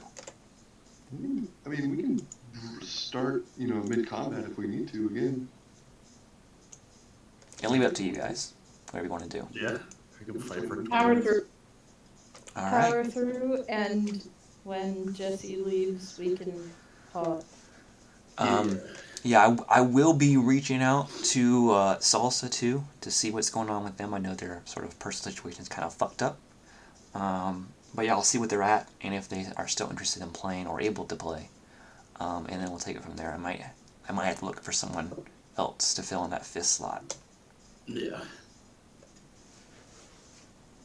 See how it goes. We'll just that's if worst comes to worst. All right, Alistair, you are up first, my friend. You have expended a lot of spell slots though today. I sure have, but got more to spare. Yes. I'm going to chug another Argus Tears, and you know what I'm going to do Now, again? here's the thing though. Since you are not a rogue, it is an action, I believe, to use an item. Never mind. Really? Okay. Yeah, you have to be a rogue and bonus action an item for their whatever their 2nd level ability is, where they can do bonus action stuff. Cunning action. Cunning action. Yeah. I am okay. I will.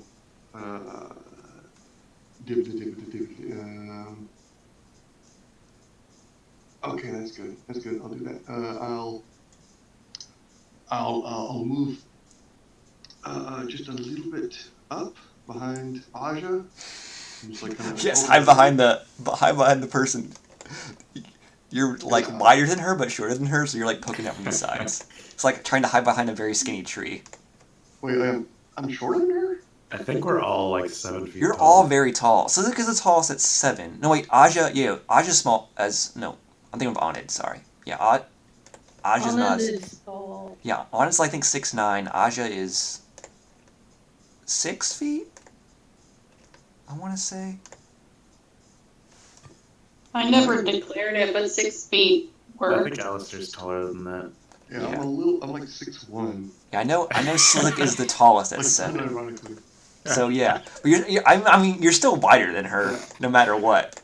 I mean, the only one you can compare with is 6'1", Drew. Slizik. Yeah, Anand is 6'5", so if you want to hide behind someone that's not a muscle boy, that would be... I just need to be able to see over their shoulder. That's all I'm doing. So I'm just like, Are my massive sculpted shoulders in your way? I'll point a finger over Aja's shoulder and say, "It's gonna get a little loud." And I'll do a fireball, but with thunder damage. Nope. And that will be where's the dang? Diggity dang. I'm gonna Yep. I'm gonna get all these lads there. So it's still going to be like a shock wave. Like just like a boom. It's still gonna be a dex save. I don't have that feature anymore. I already used it. So it's still gonna be dex, but that'll be a thunder damage. He is going to warble in his strange language and hold up one of his claws and point at you as you're casting the spell. Oh man, I didn't realize you had I will advantage. counterspell. You would counterspell his counterspell. I'm Okay. gonna counterspell the counterspell. Alright, it goes off then. Yes! That's all my spell slots for level 3, boys. We got 1 level 2 and 2 level 1s. Then it's down to cantrips. Rough from here on out. Okay. Well, you can chug your other tears to get a slot back. But that's a whole action. Yeah. Well, I so will you figure can out know what it when you is. run I'm out of thinking it's other like actions. I'm thinking right now it's like a limited arcane recovery sort of situation. Hmm. It'll be different for a warlocks because you always cast at the max level. I don't want to give you like eventually it'll be like, oh, a free 5th level spell slot I get back. Oh, and this got kind of too overpowered in my opinion. But we'll work around with it. Yeah. All right, so it's 23. Right, and it's still Dex though, right? Yeah. It's Thunder. It's Dex for all 3 and thunder damage. Okay. So normal for I'll do these tentacle masses first. Man, they are not great. It had 9 and 12. Well, this fight might go over really soon if they keep on failing their saves. Nice. And then he has the dex save. He succeeded, though. So he takes half, which is 11. And they take 23 each. Okay. They're pretty hurt now. And I will bravely just. So it was 5 to move. Is it 5 diagonal Yes. movement? Okay. So I will go back for 10, 15, 20, 25. Just 30. walk out. See ya. Where are you going? All right, Aja, it's your turn. I'm guessing I can see the squiggly man through the tentacle mask. Yeah, just barely. Is everyone gonna run away from these things? One minister has 20 more hit points than anyone does. Just the thought is funny. Everyone just scatters and leaves me in front of them. You got this, bud. Yeah. I definitely want to go for the squiggly man. Oh, I'll say that hits. You don't get sneak, unfortunately, but that does hit him. You have you have sniper, right, or whatever it is. Crossbow expert, something like that. Yes. Because otherwise, you're attacking at outside of your range, is why I'm asking. You need to get I do have crossbow expert. What does that do, though? I think that's just for if he's close to you, not if he's far away. I'm saying should only get closer to shoot him, is why. I think. What's the normal range? 60? Normal range for a hand crossbow is 30 for non-disadvantage, 120 for disadvantage. Yeah. So it doesn't. So basically, you ignore loading. If he's within 5 feet of you, it doesn't impose disadvantage, and you can use a bonus action to shoot again. So you can get closer to him to shoot without disadvantage. Now you can try to roll again, roll the dice, so to speak, and see if you hit him again. But that because you're from where you are, you're shooting at disadvantage. So you're within 30 feet of him. He's 55 feet away. It's up to you. I don't think I want to get that close. I will try for disadvantage, and if that doesn't work, I will use my bonus on one of the masses. That does hit. Same damage, too. So you kind of sight up, and you see him just the periphery of your dark vision, and you fire away, sort of going by the light of this thing he's holding, this chunk of Arya's tears that's looks like it's being corrupted somehow.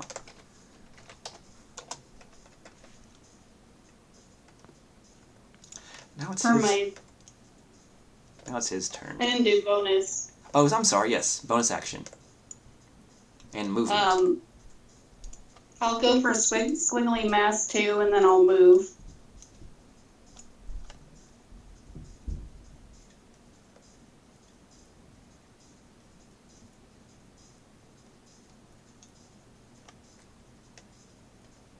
That definitely hits. Yeah. And but no sneak. Sadly. Now it's his turn. What does he want to do?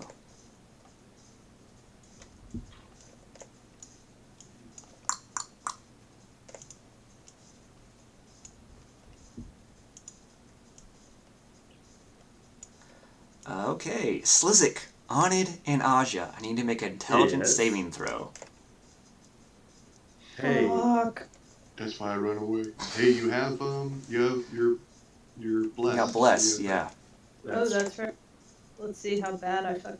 Oh my Slizik God. comes through with a I'm 20. fucking crushing it. Ooh. I actually did okay. Out of my mind, beast. Yeah, so, let's see. So if you pass it, nothing happens, I think. I think, yeah. So, Aja, you take, even with Bless, you're still, it wouldn't matter. you take 22 psychic damage, and you are stunned for 1 minute. You can repeat the saving throw at the end of each of your turns. Oof. Yeah, ours is not blessed, by the way. It's just on and Sliziken. Oh, it's not her? No, it's because it's only 3 creatures, and it's me, Sliziken on it. Okay, I'll give you the wings then. Just for me. Well, you assumed you were a rogue and you were just good at everything, I think, is why. I mean, my reasoning was this: is like, of course I'm gonna get me because it's me. I'm gonna get Slizik because he's dumb, and Anand needs it because she has the tears. It also helps me because I swing it. If I can hit people, it's because I take the -5 or whatever the shit. So if I get blessed, and then that sort of comes out from his like it just washes over you, and seemingly not satisfied that it didn't affect all of you like he wanted to. He points a finger at Slizik. Yeah. And you begin to hear whispers in your mind. Yeah, not today, fella. I need you to make a wisdom saving throw. Oh, god damn it. Oh, shit. I will defeat Be wise just this once. with the power of my wisdom. No. Oh, no. Womp, I womp. D4 that, good friend. Yeah. Well, luckily it's only 9 psychic damage, but it's dissonant whispers, so you have to run away now. Hey, does that help? No. So you take 9 psychic damage, and you must immediately use your reaction, if available, to move as far as your speed allows you to. So 30 feet away from this creature. So we're all running away from this. Yes. Well, just you. He's hanging out with me. Yeah. Like, hey, bud, what's up? I'm not running away. It's a tactical retreat.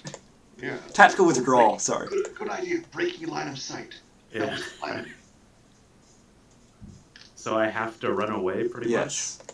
Okay. Just as your reaction, though, right? Yeah. So it's essentially just right now. It's your reaction. You use your reaction and you run away. On your turn, you can still move back up and hit people. What you mean. Okay.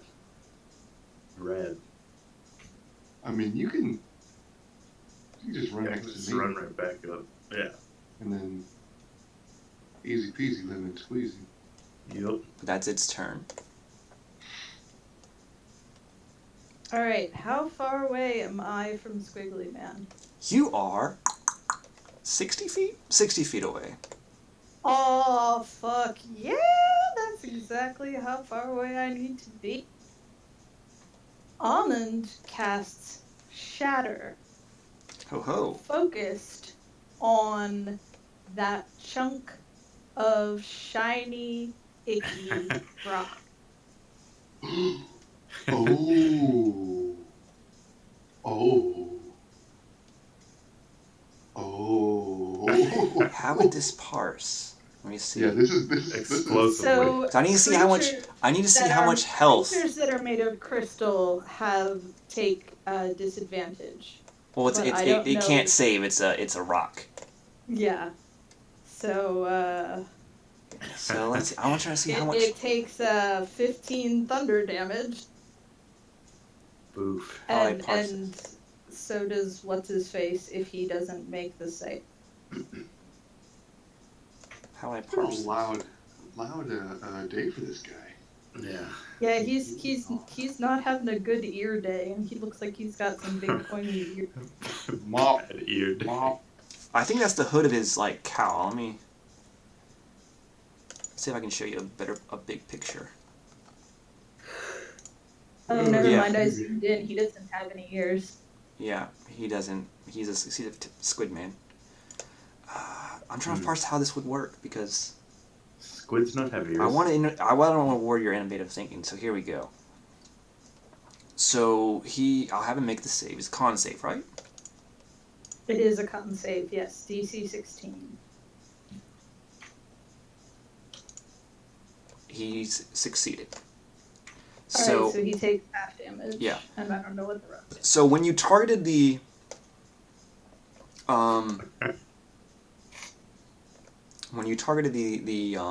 item, so to speak, it does shatter when you cast Shatter on it, and it sort of comes apart in his hands, and he sort of like, it's like in those kung fu movies or whatever when you punch the guy in the face, but then he he brings his head back and smiles at you. That's what it is, but it's rage in his eyes instead, and he begins to just begin to speak non-stop in his language that you don't understand, and the whispers are intensifying in all of your minds that are around him. You temporarily dealt double damage with that spell. Oh. So he still takes 15. Damn. Slizik, my good sir, you're down here, chilling with your main man, Alistair.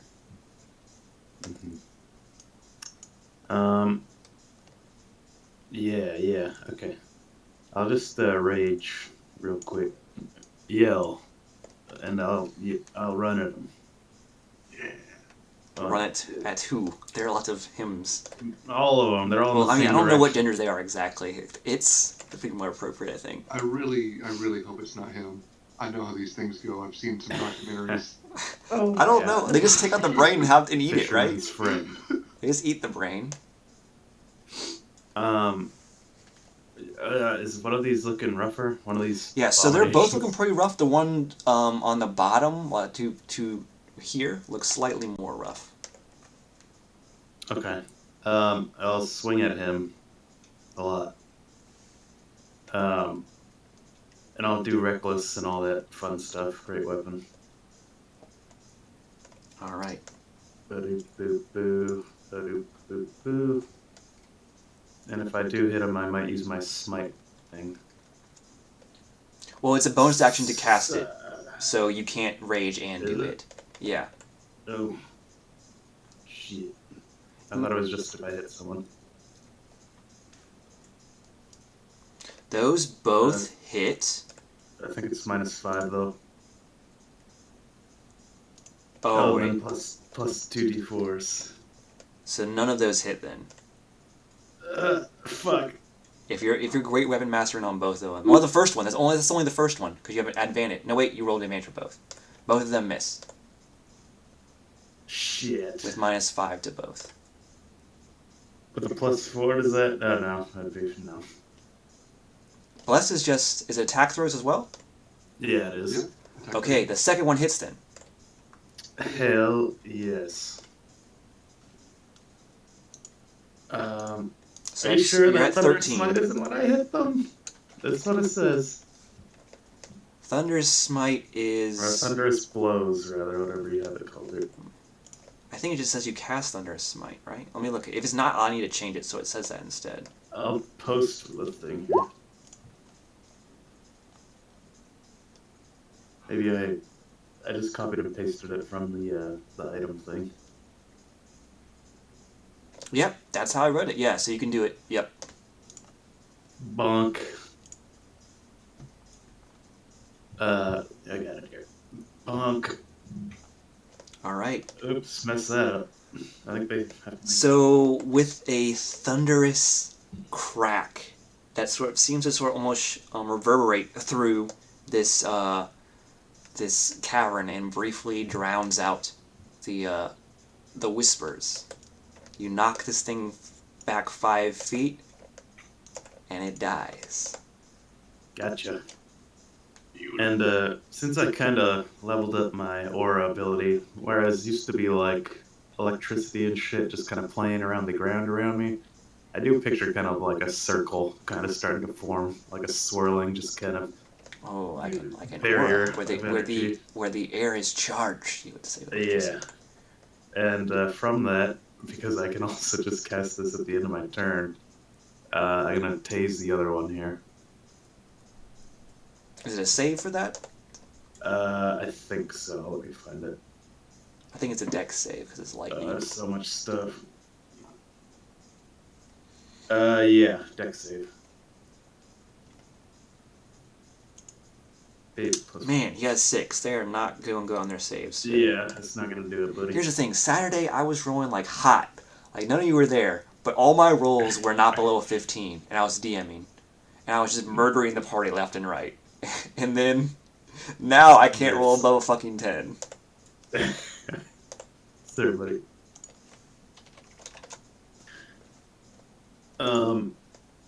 Yeah, that's my turn. I also gotta get going now. It's 8 o'clock. Yeah, we'll have them go, and then at the start of their round, essentially, it'll be, Sure. the new turn. So let's see. 2 is dead. Rip. 1. He didn't like what you did to him. Yeah, I bet. Slizik. So he is going to try to just slap you around with his tentacles. And let's see if those hit. Okay. Let's see if those hit. Gross. No, they missed. And while you're sort of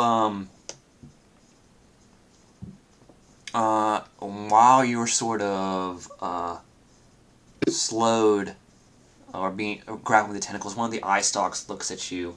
I need you to make an intelligence saving throw again. Fuck with me. And I get a D4 to this. Oh, you're good. God. You're so All right. smart. So I'm you only fucking- take yeah. half damage on this. And these bless rolls are fucking. So you just take really you good take so far. you take 12 psychic damage. All right. Oh, I take full psychic damage, don't I? No, don't no. remember. You saved, so you take half. Yeah. Yeah. But doesn't rage, or is it? Rage is if you don't do totem or bear or whatever it is, you take it's Oh, only right. bludgeoning, slashing, and piercing. Okay. Cool. Oh man. But yeah, that's the first turn. You guys did a lot better than I expected. Honestly, did a lot worse than I expected. We'll pick it up from there. I popped that guy like a balloon. Yeah, he smells like really bad now. His eye popped, and it's just gushing this like gross smelling like liquid. It's like Joe Biden. It's just gross and disgusting. It always smells like rotten fish when we kill. Hey man, you guys are fighting aberrations. They smell weird and you're gross and are gross and. They found us, to be fair. These guys popped out of a portal. So did the crab men. I mean, yeah. Yeah, there's definitely something going on with portals and No sea shit. creatures out there. The squiggly man. Yeah, I'll end the Okay, stream. I seriously.